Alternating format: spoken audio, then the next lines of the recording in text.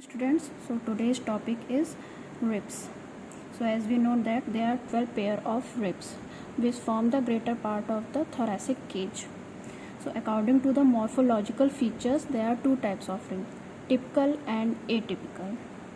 Typical ribs are from 3 to 9 and atypicals are 1, 2, 10, 11, 12. So start from this typical ribs. Typical rib have two ends, posterior and anterior end.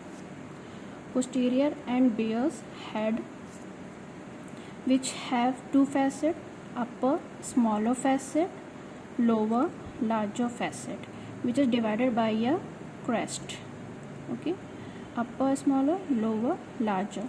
Lower larger is articulated with the corresponding thoracic vertebra like this, and smaller facet is articulated with the next higher vertebrae like this. Okay, head, then there is a constricted part, it is neck has two border, superior border which is also called a crest, inferior border which is rounded, posterior surface rough, anterior surface smooth. Neck is limited laterally by a tubercle which has two parts, articulated part, non-articulated part.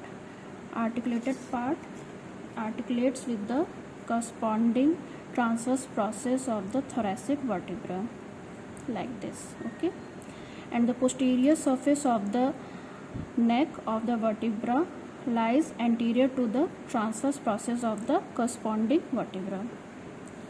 So this is all about the posterior end. Anterior end has depression which lodges costal cartilage. Okay, depression, and between the anterior end and posterior end there is a intervening shaft which is curved, angulated and twisted.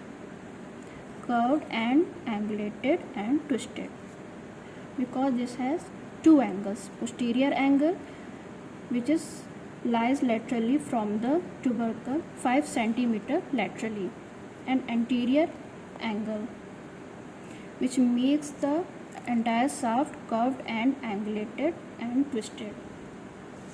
It helps in the respiration. So shaft has two border, superior border which is rounded and have outer and inner lip. Inferior border is sharpest. Okay, there has two surface, outer surface, inner surface. Inner surface has costal groove in lower end. The costal groove has upper border and the lower, upper lip and the lower lip. This is the costal groove. Upper lip which continues with the lower border of the neck, and lower border of the sharpest border has the lower lip of the costal groove, and this is the costal surface. So this is all about the typical lip and how to determine side determination. So put in the rib in the floor, and the posterior end should be the off the ground and anterior end is on the ground. So this is of the left side, hold in the same hand which bear this. Okay, left side. Now come to the attachment. Head has a radiate ligament, and there is a crest which attach the intra-articular ligament. Radiate ligament on around the head, and the crest attaches intra-articular ligament. The posterior surface has the inferior costotransverse ligament. superior, that is the crest of the neck, has the superior costotransverse ligament, and the non-articular part of the tubercle has the lateral costotransverse ligament attachment. Now come to the costal groove. The upper lip of the costal groove has the attachment of the intercostalis intimus muscle.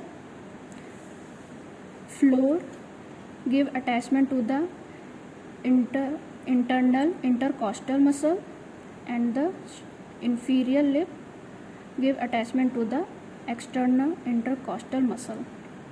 Between the intercostalis intimus muscle and the internal intercostal muscle, there is a neurovascular bundle, that is posterior intercostal nerves and intercostal vessels. Thank you.